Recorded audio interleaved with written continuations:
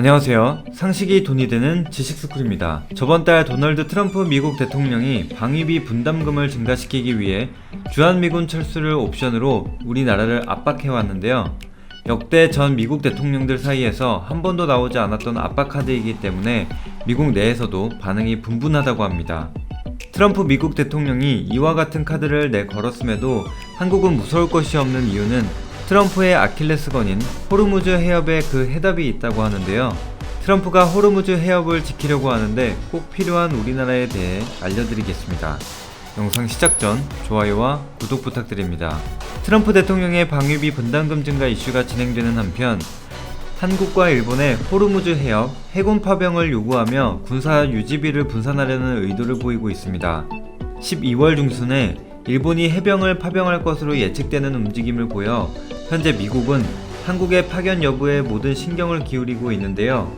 한국의 경우 현재 방위비 분담금 협상 이후 결정을 내릴 것으로 예측이 되고 있습니다. 그렇다면 트럼프 대통령이 여러 국가에 휘두르고 있는 방위비 분담금 문제를 쏙 들어가게 할 만큼 중요한 호르무즈 해협은 어떤 곳일까요? 현대 사회에서 가장 중요한 자원인 석유를 중동 지역 산유국에서 수입하게 되는데요.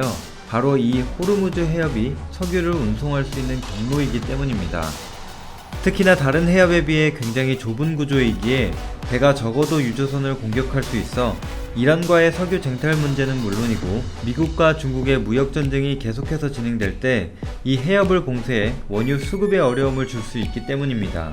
호르무즈 해협은 전세계 석유 생산량 중 3분의 1을 담당하고 있기에 석유를 사올 필요가 없으며 해협에 드는 방위금을 다른 국가로 돌리려는 행위로 예측되고 있습니다.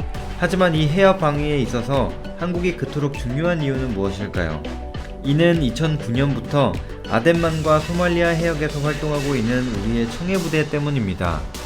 유엔의 해적 퇴치 결의안에 따라 만들어진 청해부대는 원유와 LNG 등 국내 수송을 보호할 수 있도록 아덴만에서의 호송 임무를 맡고 있는데요.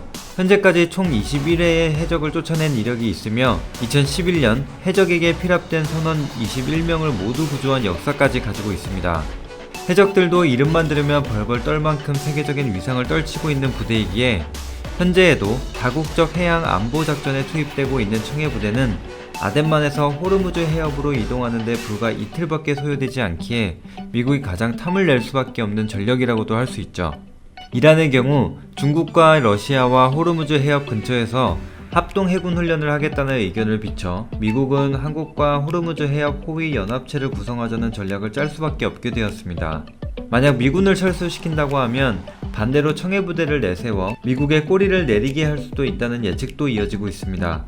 미국이 탐내고 해적들이 벌벌 떠는 우리나라의 청해부대, 트럼프 대통령이 어떤 카드를 다시 들고 올지 이와 관련된 여러분들의 다양한 의견을 댓글로 남겨주시면 감사하겠습니다. 혹시 주식하시나요? 4차 산업과 관련된 급등 종목을 알고 싶으시다면 위 버튼을 클릭해주세요.